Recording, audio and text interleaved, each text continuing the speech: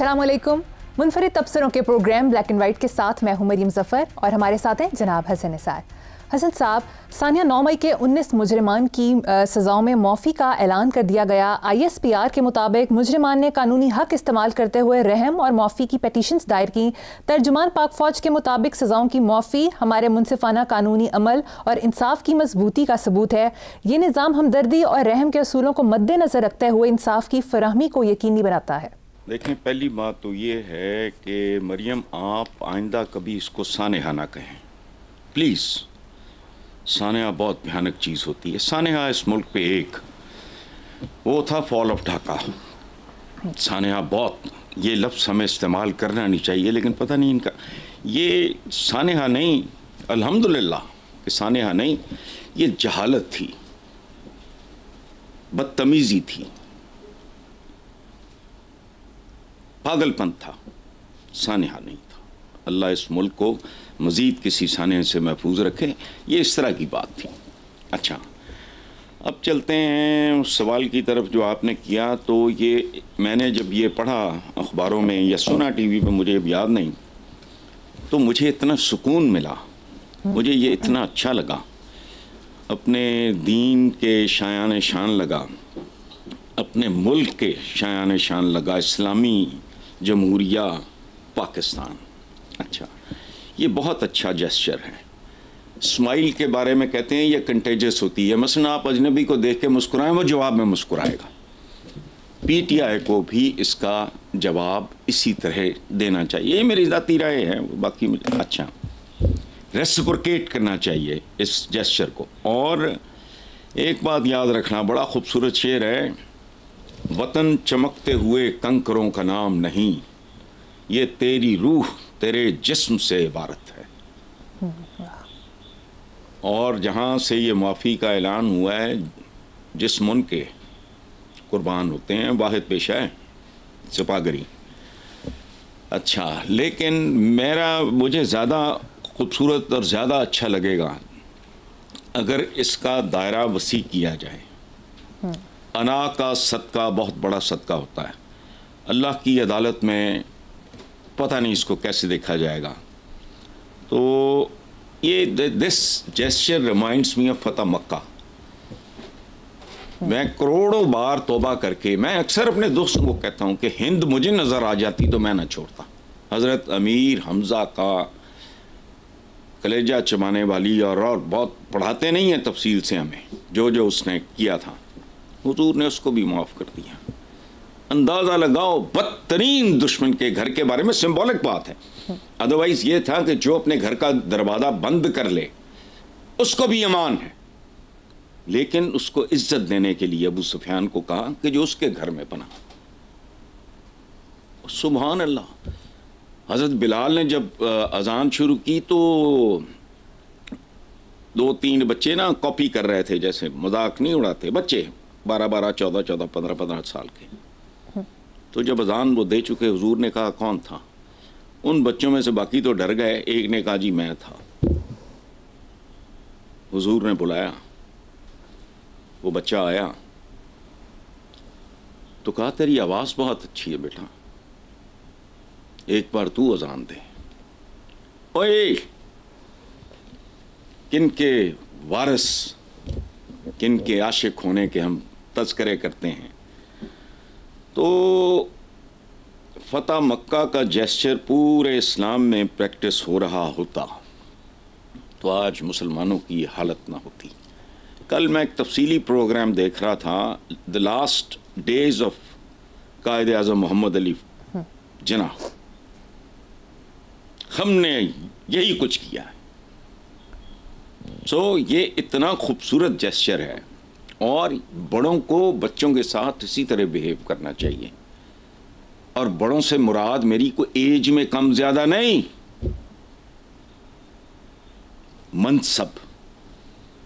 मनसब की लाज है कि चलो यार आम माफ़ी है,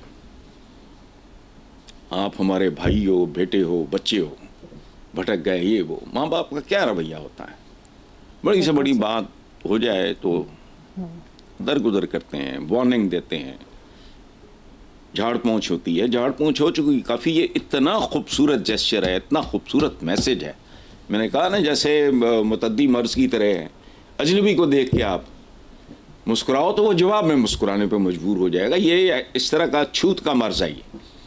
तो ये माफ़ी बहुत खूबसूरत जेस्चर है, बहुत आला जेस्चर। बिल्कुल ठीक हसन साहब। इससे लगता है कि हम थोड़े बहुत वारिस हैं उनके, जिनके हम नाम लेते हैं। जी, नेक्स्ट खबर है साहब, 2 जनवरी को हुकूमत और पीटीआई के दरमियान मुज़ाकरात का दूसरा दौर हुआ, जिसमें पीटीआई ने इमरान खान और कारकुनों की रिहाई, 9 मई और 26 नवंबर पर जुडिशल कमीशन बनाने का मुतालबा हुकूमत के सामने रखा। हुकूमती इत्तेहाद कमेटी के तर्जुमान का कहना था कि पीटीआई के मुतालबात के हवाले से हमें आइन और कानून को भी देखना है। यार ये 2 लफ्ज़ मुझे बड़े अजीब लगते हैं, बूथा उठा के बात कर देते हैं।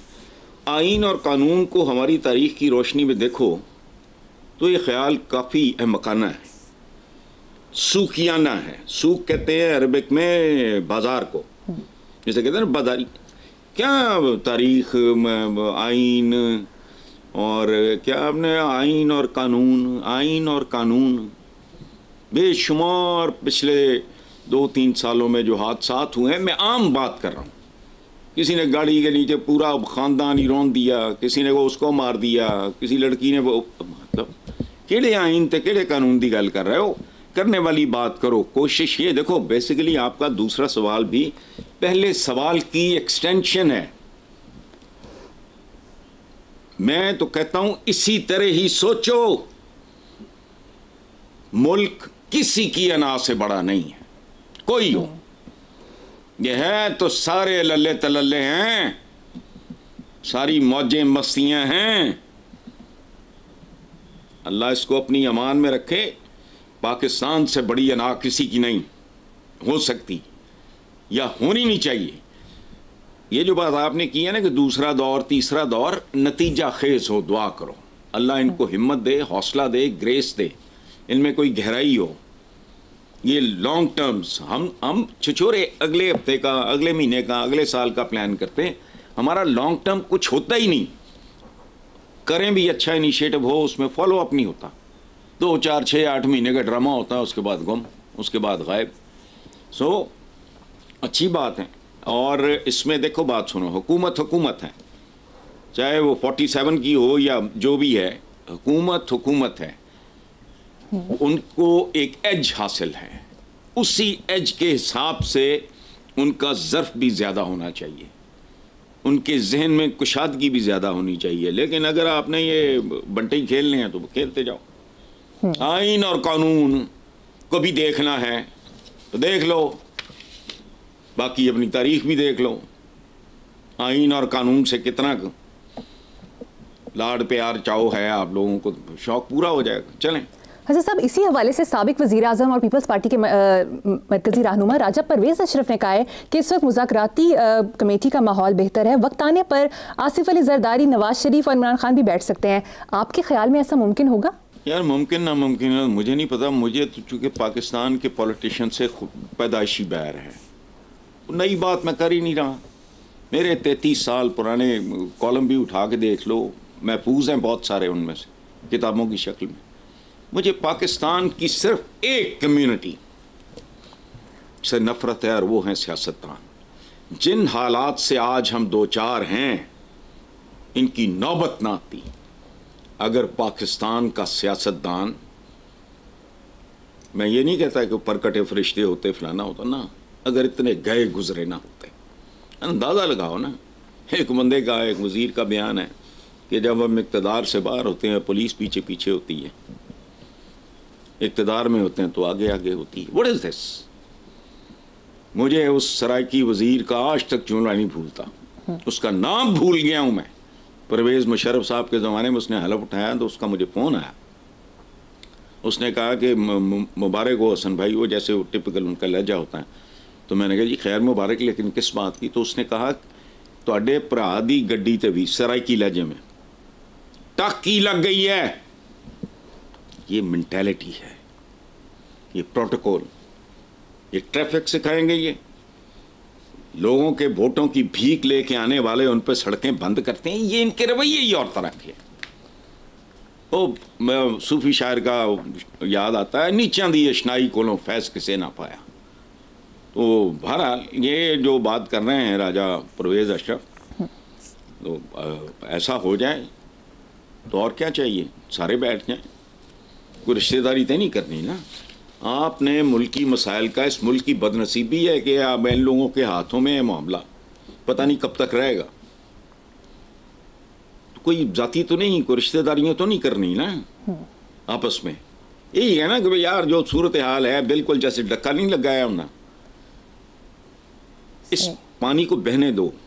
ये पानी बड़ी देर से रुका हुआ है, इसमें से बदबू, जर्म्स, गंद बला पैदा हो रहा है बहुत ज्यादा। तो इस पानी को बहने दो। बहता पानी कहते हैं ना पाक होता है, ये ठहरा हुआ पानी है, तो मिल बैठो। नेक्स्ट खबर है साहब, वजीर आजम शहबाज शरीफ ने कहा है कि दहशत गर्दी दोबारा सर उठा रही है, सर कुचलने के लिए सबको एक पेज पर आना होगा। यार एक तो इन लोगों की मुझे ना जबान से बड़ी चिड़ है। सर कुचलने के लिए क्या, सर कुचलने के लिए अब तक क्या हुआ है? और एक बात याद रखना, मैं देखो आई एम वेरी क्लियर, गलत हो सकता हूं, बिल्कुल गलत हो सकता हूं। आप गहराई में जाके देखो तो हर किस्म की दहशत गर्दी के पीछे हमारे मुल्क के अंदर जो इक्तिसादी दहशत गर्दी है उसका हाथ है। अब ये उसको आपस में लिंक करने की इनमें पता नहीं कैपेसिटी है या नहीं है, वो विजन है या नहीं है। बात मैं बड़ी बारीक कर रहा हूं, जैसे सुर नहीं लगते मौसीकी में। देखो अभी चंद रोज पहले आपके चेयरमैन एफबीआर ने कहा कि सबसे ज्यादा कमाने वाले 5% अफराद, मैं समझता हूं ये 5 से भी कम है, लेकिन चलें हम उन्हीं की बात कर रहे हैं ना, 5% अफराद 16 खरब का टैक्स चोरी करते हैं। बात सुनो, ये हमारे अंदर की अच्छा मुल्क वल्नरेबल है। माड़े नूं देख के हर तगड़े दे खुजली होंदी है कि यार एक कदी चपेड़ मार लो की फर्क पैंदा, शौकिया ही मार देते हैं। इनकरेज होते हैं अपने हरीफ को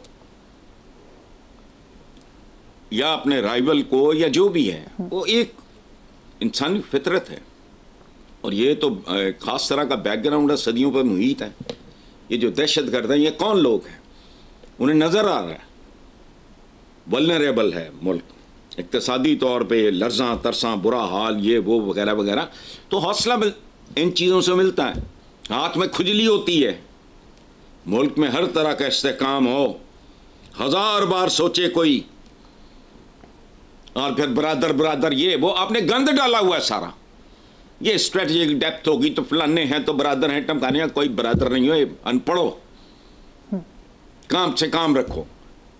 कोई खैर भी अगर तुम्हारे साथ बिहेव करता है तो वो तुम्हारा बरादर है। तुम्हारा सगा बरादर भी अगर दौलतियां झाड़ता, काट के फेंक दो। चीन बरादर है, किस खाते में कहते हो इसको बरादर, बताओ? उनका हमारे मजहब के साथ, दीन के साथ मिलाना। कोई इस करके बरादर है कि वही मुसलमान मुल्क है, कोई इस करके बरादर है कि थोड़े ते मेहरबान मुल्क है, फलाना बंद करो। चीन के साथ we have nothing in common and we have a lot in common. वो तो समझ में आती है बात। इन लोगों के साथ क्या? उसमें बहुत बड़ा फैक्टर हमारे अंदर, हमारे मुल्क के अंदर इक्तिसादी दहशत गर्दी है, जिसने इस मुल्क को अजीब तमाशा बना दिया है। हम मुल्क तगड़ा हो, मुस्तहकम हो, बच्चे स्कूल जा रहे हैं वहाँ ठीक ठाक, हर बंदा एक सोल्जर की तरह एक्ट और बिहेव करेगा, जिसे कहते हैं ना एक सेंस ऑफ बिलोंगिंग, वो खत्म होता जा रहा है इस मुल्क में। ये जो इतने पढ़ते हुए, इतने पासपोर्ट इतने छोड़ के जा रहे हैं, कश्तियों में डूब रहे हैं, तो वाई? मुझे एक बात बताओ, मैं जब बाहर गया हूँ 80s में, मेरी किताब के पता नहीं कितने एडिशंस हैं, आधी मुलाकात, जो ख़त मैंने लिखे वहाँ बैठ के, मेरी ज़िंदगी का वो सबसे अज़ियतनाक अरसा है जो मैंने मुल्क से बाहर गुजारा। फिर दौरा पड़ा हुआ है, दिल नहीं करता। तो जो अपने माँ बाप, बहन भाइयों, बच्चों, बीवी, फैमिली को छोड़ के जाते हैं, तुम्हारा क्या ख्याल है वो बद्दुआ ना भी दें तो उनकी हिजरत बद्दुआ से कम नहीं है। तो मुल्क को तगड़ा करो, ऐसी तैसी बूथे चुके आ जाते हैं। इनका तो पेशा है सदियों से,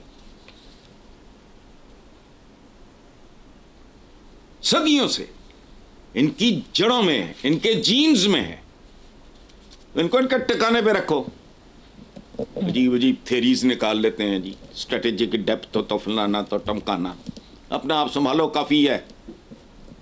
सारी दुनिया ने मामे बने हैं, मतलब अजीब बात है। चलो, लेकिन ऐसा दूसरी तरफ चीफ मिनिस्टर पंजाब मरीम नवाज ने स्टेटमेंट दिया है कि पाकिस्तान ऊंची उड़ान के लिए टेक ऑफ कर चुका है। छोड़ो यार, उनका नाम उड़ान, उड़ान पाकिस्तान। ओ भाई, टेक ऑफ पाकिस्तान सीधा करो, ड्रामा डालना बीच में। दानिश दुनिया में किसी पढ़े लिखे बंदे से, स्कूलों में दानिश नहीं, ये सिर्फ अल्लाह की तरफ से आती है। शेक्सपियर ने किथों PhD की थी सी, गालिब कहाँ का पढ़ा हुआ था, सादत हसन मंटू, जिसे मंटो मंटो कहते हैं, मंटू 1-2 की तरह, कहाँ के थे ये लोग? सुकरात बुकरात उस जमाने में कौन, केड़े वो येल्स मेल्स थे फलाने टमकाने। दानिश सिर्फ अल्लाह पाक। आप हाथ पांव मारो, तालीम हासिल कर लो। इसलिए ये फजूल से नाम एवं चतर चलाकियां कर दे। उड़ान, अच्छा उड़ान। अब उड़ान जड़ी है, मुझे एक बात बताओ मरियम, उड़ान तो चील की भी होती है। अच्छा, उड़ान कव्वे की भी, मुर्दार खाने वाला गिद्ध, उसकी भी उड़ान होती है। शिकरे की भी उड़ान होती है, चिड़िया की भी उड़ान होती है। उड़ान पाकिस्तान, ये जब से आए हैं ये इसी तरह के मुल्क से हमारे को एम शायरी कर दे, पता पता है कुछ नहीं। आबिदा हुसैन ने एक जगह लिखा कि मैंने कहा मियाँ साहब फलां फलां हुआ, तो शेर पढ़ा तो नवाज शरीफ साहब पूछते बीबी ये थोड़ा है? आबिदा हुसैन ने किया नहीं, ये तो मुनीर न्याजी का है। तो क्योंकि पूछते ने ये पाकिस्तान का चेहरा सियासी, ये मुनीर न्याजी कौन है? वो खुदाया। हमने ज़िंदगी में एक फेवर किसी हुकूमत से ली, इसलिए मैं बहुत सोच के बात करता हूँ। उस्मान बुज़दार, मैंने एक बार उनको कहा कि यार वो जब भी उनका तकिया कलाम साईं मेरे ला कोई हुक्म ये वो, मैं अच्छा वो दूसरी तीसरी बार पूछा तो मैंने कहा यार किसी सड़क का नाम मुनीर न्याजी साहब पे रख दो। बुज़दार साहब पूछते हैं मुझे ये कौन है? ये लेवल है दोनों का। तो मैंने बताया ओ भाई, उस जैसा शायर पैदा नहीं हुआ और उनकी औलाद नहीं थी। यहाँ तो आगे औलादें होती हैं, तो वो फिर अगर प्यो किसे जोगा होवे वो फिर वो अपना नासपाज करके, तो उन्होंने ये जो सदीक सेंटर के सामने वाला ब्रिज है उसका नाम रखा मुनीर न्याजी ब्रिज। ये एवं मिसरे मुसरे, मुल्क संवारो तो फलाना करो तो पता नहीं कर्ज उतारो, तो ये अजीब उड़ान पाकिस्तान। ये क्या उड़ान है? कदी उड़ान है? उड़ान तो चील कभी भी, मुर्दार खोर गिद्ध, उससे ज़्यादा उड़ान किसकी होनी है? देखो बात सुनो, बड़ा खूबसूरत एक शेर है कि ये मतलब शिकरे की भी उड़ान है, उकाब की भी है, ये वो सारा पता नहीं क्या दोनों की परवास है, दोनों की सी एक फिजा में। करगस का जहां और है, शाहीन का जहां और। तो वक्त बताएगा कि ये शाहीन की उड़ान है या करगस की। पकेगा तो फूटेगा भाई, मैं तो इनमें बिलीव ही नहीं करता। नतीजा आ गया, बिल्कुल मानना पड़ेगा, बिल्कुल मानेंगे, सेलिब्रेट करेंगे। बाकी एवं तुसी जिन्हें लाई वो क्या लाया गलनी ओदे नाल उठ चली, मतलब यहो जिहे मुहावरे ने, बस छोड़ो इनका। बेशक हसन साहब इसी बयानबाजी है, क्योंकि वर्ल्ड बैंक की रिपोर्ट तो कुछ और ही बता रही है। वर्ल्ड बैंक की एक रिपोर्ट के मुताबिक 2024 में पाकिस्तान में गुर्बत की शरह 25.3% रही, जो 2023 के मुकाबले में 7% ज़्यादा है। एक साल के दौरान 1,30,00,000 मजीद पाकिस्तानी गुर्बत का शिकार हो गए हैं। सुभान अल्लाह। इन्हां दे ड्रामे सुनो, इन्हां दे टोपी ड्रामे, इन्हां दियां अदावां, इन्हां दे नखरे, ठुमक ठुमक पायल बाजे, यानी ये बेहतरी की खबरें सुना रहे हैं। वर्ल्ड बैंक इनमें से तो शायद ही कोई रिलायबल हो। वर्ल्ड बैंक कह रहा है कि 1 साल के दौरान 1,30,00,000 मजीद पाकिस्तानी उड़ान पाकिस्तान। तो अच्छा ओ भाई, ये इनकी हाँ हर चीज़ जो है ना मैन्युफैक्चर होती है जाती उमरा में, उथे भी जो कुछ है वो तो पता ही है। तो गुर्बत की उठान तो ठीक है, वो तो वर्ल्ड बैंक बता रहा है। अच्छा, महंगाई 7 साल की कम तरीन सतह पर आ गई है इनके गपौड़ियों के मुताबिक, लेकिन गुर्बत 7% मजीद बढ़ गई है। अब मैं इनकी सुनूं उनकी सुनूं, सुभान अल्लाह। ये तजाद नहीं, ये महा तजाद है, सवाए झूठ के कुछ नहीं। इन्होंने आज तक सवाए झूठ के कुछ भी नहीं दिया। एक साबिक हमारे हैं सेक्रेटरी खारजा शमशाद उनका नाम है, उनका इंटरव्यू सुनो, सारी मोटरवे समझ आ जाएगी। और नहीं, हर कहानी के पीछे एक कहानी है।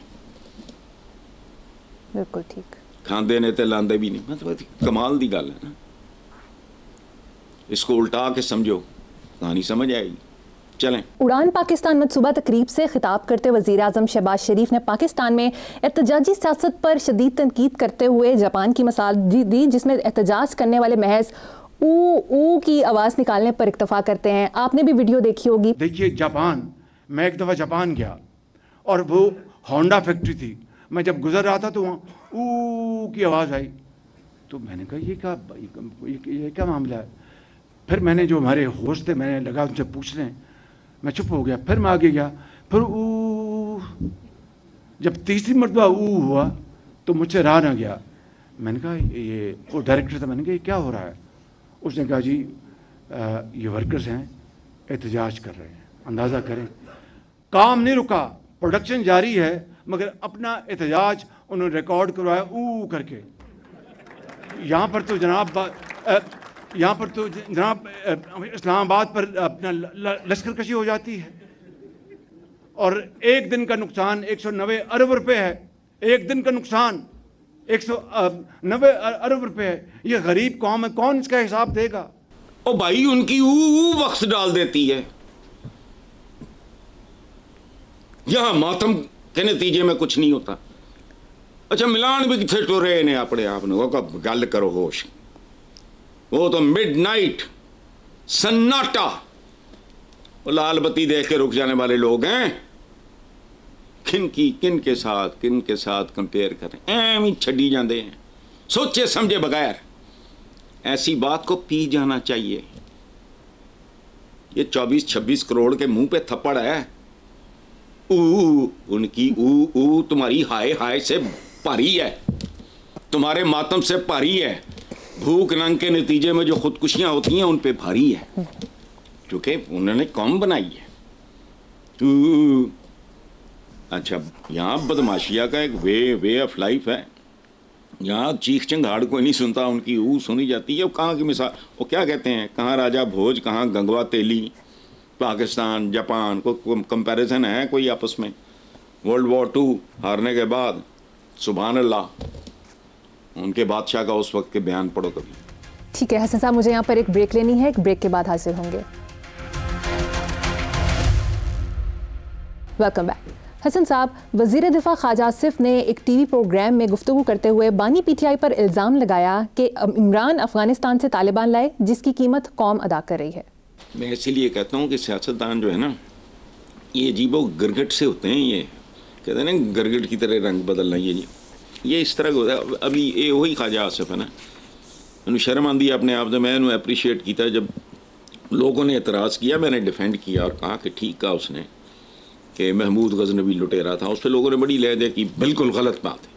ख्वाजा आसिफ ने ठीक बात की। अब हुण मैं पूछना प्यारे ख्वाजे, मैनू यह दस दे भाई मेरे कि शहाबुद्दीन गौरी ते महमूद गजनवी नूं भी ये दावतनामे पीटीआई ने भेजे सी।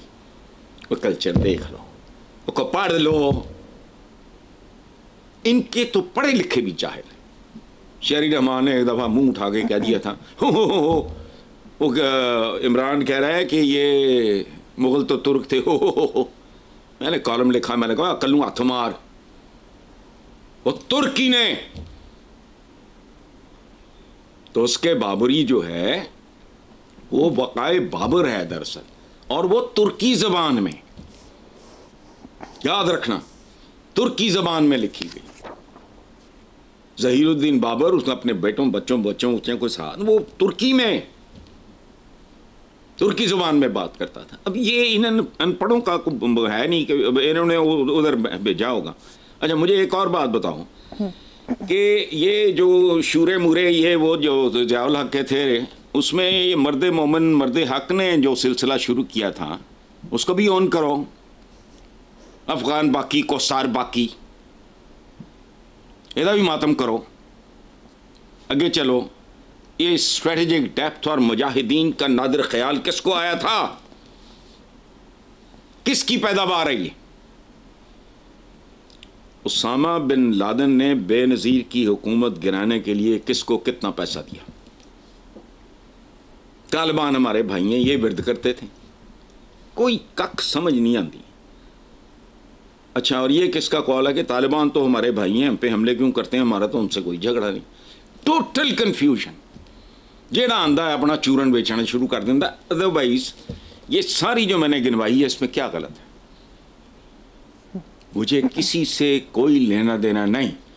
ख्वाजा आसिफ ने जब कहा बिल्कुल इसी तरह है, और सिर्फ महमूद गजनवी नहीं, हर तरफ यही हाल है। तारीख उठाओ, और जहां कानून हो ऑटोमन्स में कि अगर 20-30 भाई है सबको कत्ल कर दो, जो वली अहद नॉमिनेट हो गया उसका ये जिम्मेदारी थी कानून के इंतशार ना फैले, लॉजिक को मारो गोली।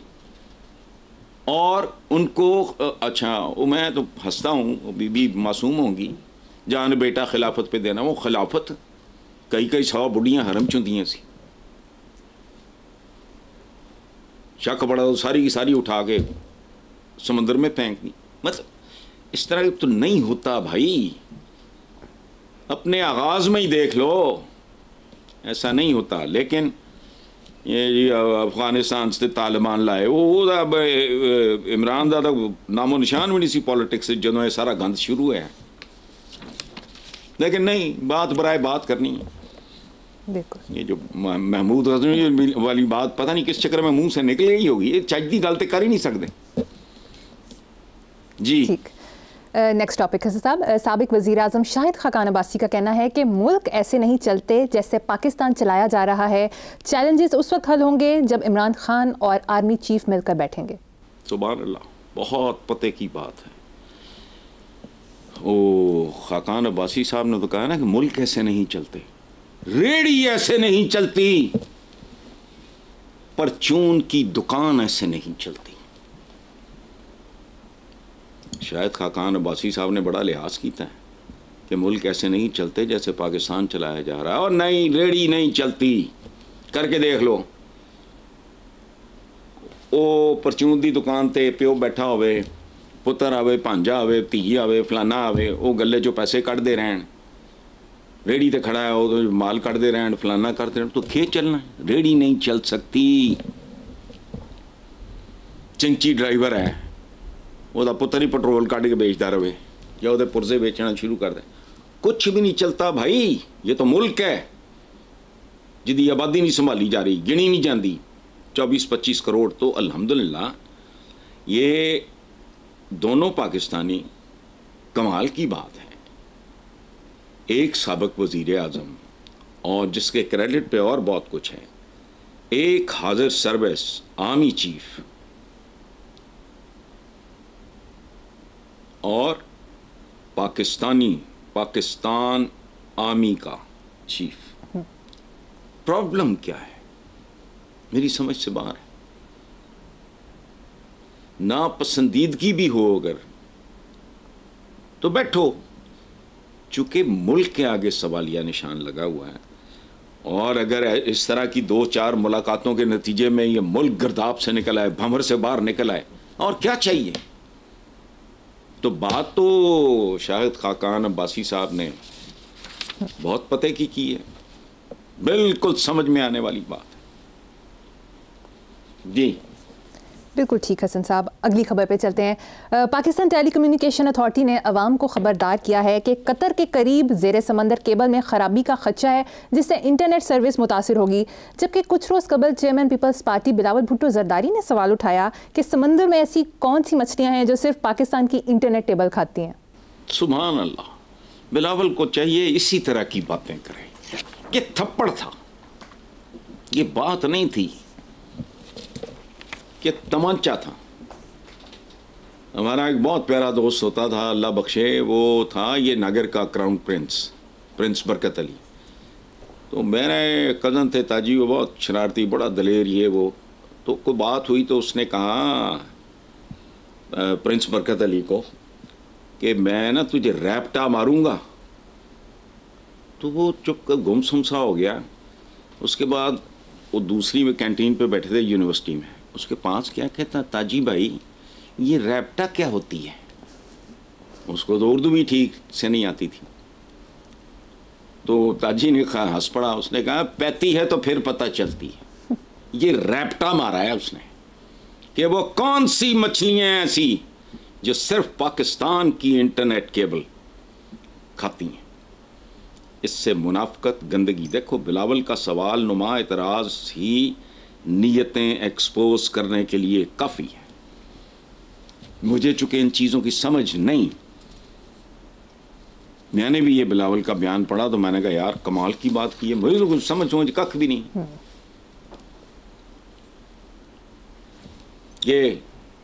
ये बदनीयती, ये गंदगी, ये गलाजत, जेन्युइननेस नाम की चीज़ नहीं है यहाँ कहीं भी नहीं। हर बंदा अपनी मार पे। छोड़ो जी।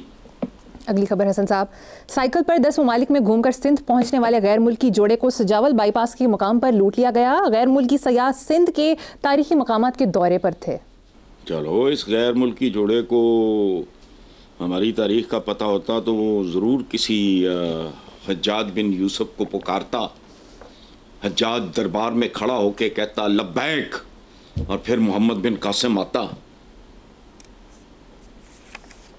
इनकी सुनवाई होती, और उसके बाद मोहम्मद बिन कासिम आने के बाद, फतह करने के बाद वापस ले जाया जाता, ऊंट की खाल में सी के, और उसको टॉर्चर कर करके मारा जाता। तो कहानी मुकम्मल होती है। अब यह आपने आधी बात बताई है सजावल बाईपास में। बात सुनो, सिंधी डाकुओं का एक ज़माने में, मुझे वो नहीं भूलता, वो जैसे बड़ा अच्छा था। मुझे नहीं पता कि नतीजा क्या निकला कि आम माफ़ी सिंध के ना डाकुओं को दी गई। लेकिन ये लूट मार का किस्सा तो पता नहीं, वीरान इलाका। हमारे यहाँ तो दिन दिहाड़े हो रहा है, दिन दिहाड़े सब कुछ हो रहा है, उधर ध्यान नहीं है। सेल्फ प्रोजेक्शन, नारेबाजी, नखरेबाजी, को मॉडलिंग कर, को फलाना करो, ये वो बाबा इसी तरह का है। खिलौने बांट रहे हैं, लैपटॉप दे दो भाई। लैपटॉप क्यों दे दो तुम भाई? क्यों? जेब क्यों दे रहे हो? या सब बच्चों को दो? नहीं, हर लेवल पे रिश्वत है, हराम है, उसके नाम अच्छे अच्छे रख देते हैं, अदरवाइज तो कहानी कोई भी नहीं है। ऑब्लाइज करना, फलाना करना, टमकाना करना, केक बांट रहे हैं, लैपटॉप बांट रहे हैं, वो इसका क्या ताल्लुक है मुल्क के मुस्तकबिल के साथ, इसकी ग्रोथ के साथ, इसकी अजमत के साथ, जो कि पता नहीं करोड़ों मील के फासले पे है। बंदा सोचता तो है ना कि यार जहाँ की मैं जंपा लूँ। वो एक जिससे आदमी वाबस्ता होता है उसकी बेहतरी, उसकी कामयाबी चाहता है ना। चलो ठीक है, ऐसा प्रोग्राम में शामिल करेंगे। एक छोटी सी ब्रेक, एक ब्रेक के बाद हाजिर होंगे। Welcome back. हसन साहब, गुज़श्ता साल 2024 के आखिरी दिनों में साबिक वज़ीर आज़म हिंदुस्तान मनमोहन सिंह का इंतकाल हुआ, जबकि साबिक अमरीकी सदर जिमी कार्टर भी चल बसे। मैं सच्ची बात यह है कि मुझे मनमोहन सिंह साहब का तो बहुत ऑनेस्ट, अपराइट, ब्रिलियंट, विजनरी आदमी थे।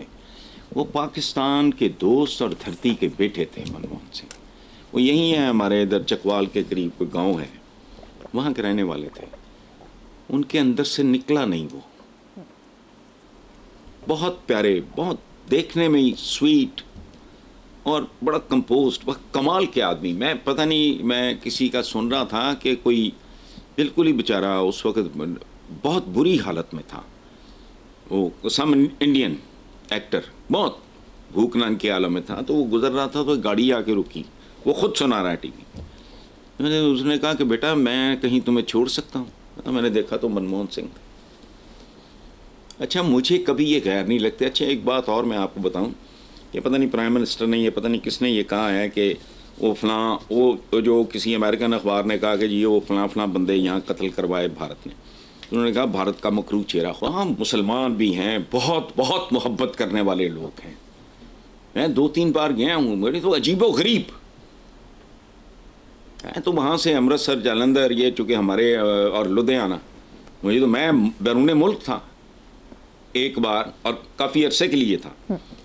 जब ये रॉकी थी, पता नहीं संजय दत्त की, बेताब थी सनी देओल की, तो मैंने दुआएं की अल्लाह पाक इन बच्चों की दोनों मूवीज़ कामयाब हों। अब वजह पूछो क्या? संजय दत्त सुनील दत्त के बेटे थे, वो जेल में के थे। रातों को याद कर करके अपना घर वो रोया करते थे। इसी तरह अब पूछो धर्मेंद्र का बेटा, मेरा क्या लगता है भाई, लुधियाना, मेरा ननिहाल, अमृतसर और लुधियाना का है, मैं वहां की मट्टी लाई लगाई। ये इस तरह स्वीपिंग स्टेटमेंट मत दो। हिंदुस्तान का मकरू चेहरा, हाँ तो बहुत कुछ शामिल है भाई, क्रिश्चियंस भी हैं। एक रजीम, एक गवर्नमेंट है जो नफरत फरोश है। इस बार औकात में आ गए हैं काफी। राहुल गांधी ये वो, अगला राउंड उसका इंतजार करो, पूरे इंडिया के बारे में नहीं कि मत कहो मकरू चेहरा तो फलाना चेहरा, कत्तन नहीं है।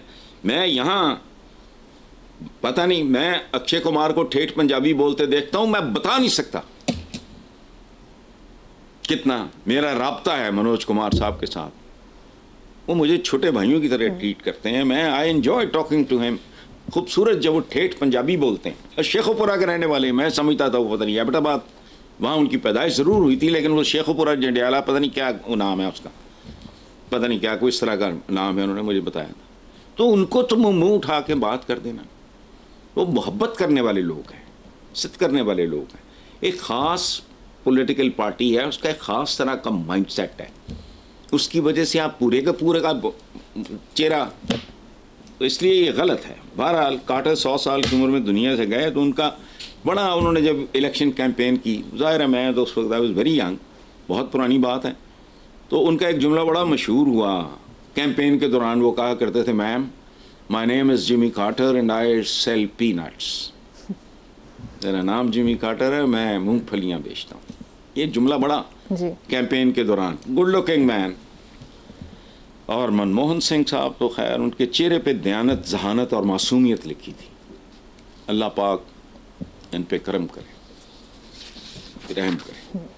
जी लास्ट खबर है साहब, एलॉन मस्क के मुताबिक अमेरिकी कर्जा 36.17 ट्रिलियन डॉलर हो चुका है, जिसे अमेरिका दिवालिया हो सकता है। अच्छा, अब ये ना हो कि ये पढ़ने के बाद आप भंगड़ा डालना शुरू कर दो। क्यों हसन साहब? अभी तो दिवालिया थी। एक बात याद रखना, मुनीरे और मियाँ मनशे के दिवालिया होने में बड़ा फर्क है। वो क्या है इंडिया के, वो जिनके बड़े शादियों पे रौला पता, अंबानी, वही अंबानी और कोई और, कोई मेरे जैसा कोई, दिवालिये में फ़र्क होता है। और याद रखना, एक ज़माने में हिंदुओं में बहुत वो जय्यद कारोबारी माना जाता था जो एक से ज़्यादा बार दिवालिया हो। तो अमेरिका के, और मतलब प्लीज़ कंफ्यूज ना हो ना, मैं आपको पर्सनल लेवल पे बात कर रहा हूँ कि इस पे कुछ ज़्यादा खुश होने की ज़रूरत नहीं है। फ़र्क होता है। मैं दिवालिया हो जाऊँ तो मियाँ इंशाअल्लाह माफ़ करे, ज़मीन आसमान का फ़र्क है। ठीक है हसन साहब, प्रोग्राम का वक्त ख़त्म हो गया। इसी नोट पर अपने व्यूअर्स से इजाज़त चाहेंगे। आपसे मुलाकात होगी इंशाअल्लाह कल। अल्लाह हाफ़िज़।